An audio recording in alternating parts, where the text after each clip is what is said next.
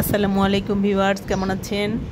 কালকে বিকেলের দিকে আমরা ডিয়াবাড়ি একটা রেস্টুরেন্টে ঘুরতে গিয়েছিলাম। আমরা একটা রেস্টুরেন্টে গেলাম। তারপর রেস্টুরেন্টটা খুবই সুন্দর ছিল,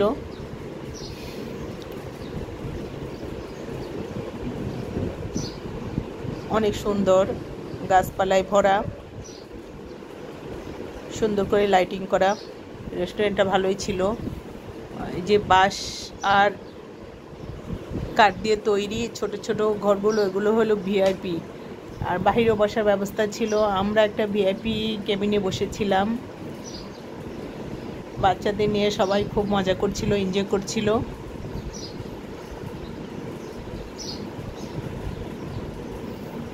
ঢাকা শহর মূলত ঘোরার কোনো তেমন একটা জায়গা নেই। উত্তরাতে এই ডিয়াবাড়িতেই কিছু কিছু রেস্টুরেন্ট আছে, ঘোরাফেরা করে সবাই রেস্টুরেন্টে ঢুকে খাওয়া দাওয়া করে। হঠাৎ করে ধুলা ঝড় শুরু হলো, তারপর শুরু হলো ঝুম বৃষ্টি। কি আর বলবো, এই ভিআইপি কেবিনগুলা বাঁশ আর কাঠ দিয়ে তৈরি, সবাই একদম জড়সড় হয়ে গেল। বৃষ্টি ভিতরে ঢুকছিল,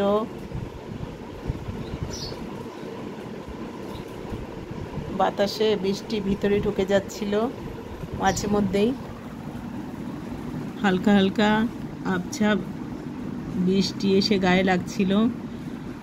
অনেক গরমের পর বৃষ্টিটা অবশ্যই স্বস্তিদায়ক, কিন্তু আমরা বেড়াতে গিয়েছিলাম,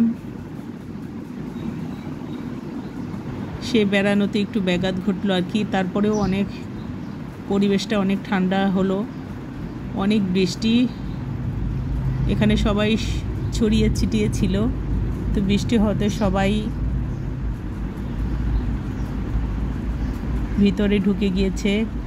এই যে পিছনে বাঁশের ঝাড়, হ্যাঁ ছোট ছোট বাঁশের ঝাড়, এগুলা বাঁশ ঝাড়টা আর বাঁশ আর কাঠ দিয়েই তৈরি এই ক্যাবিনগুলো, সুন্দর করে লাইটিং করা। আমাদের খাবার অর্ডার দেওয়া হয়ে গিয়েছিল, প্লেট পানি চলে এসেছিল, খাবারটা ওরা তৈরি করছিল, কিন্তু হঠাৎ করে বৃষ্টি আসাতে একদম সব পণ্ড হয়ে গেল।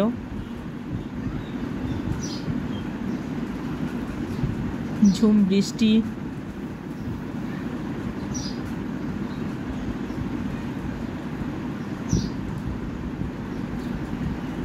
বাঁশের তৈরি তো বাইরে থেকে হালকা বৃষ্টি এসে সবাইকে হালকা হালকা ভিজিয়ে দিচ্ছিল।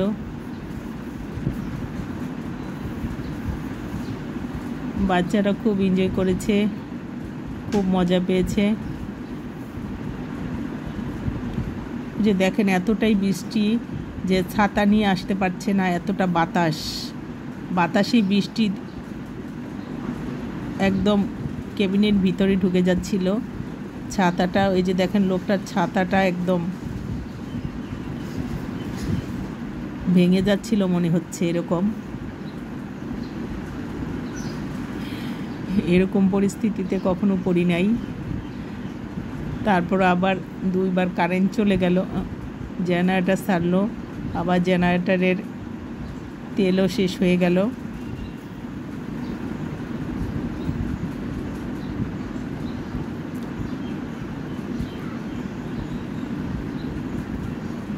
আমরা সবাই চুপ করে বসেছিলাম, আমাদের খাবার এখনও আসে নাই।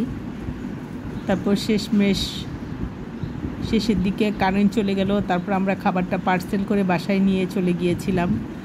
এখানে আর খাওয়া হয়নি, কারণ সবাই তারপরে রেস্টুরেন্ট থেকে বের হয়ে গেছে।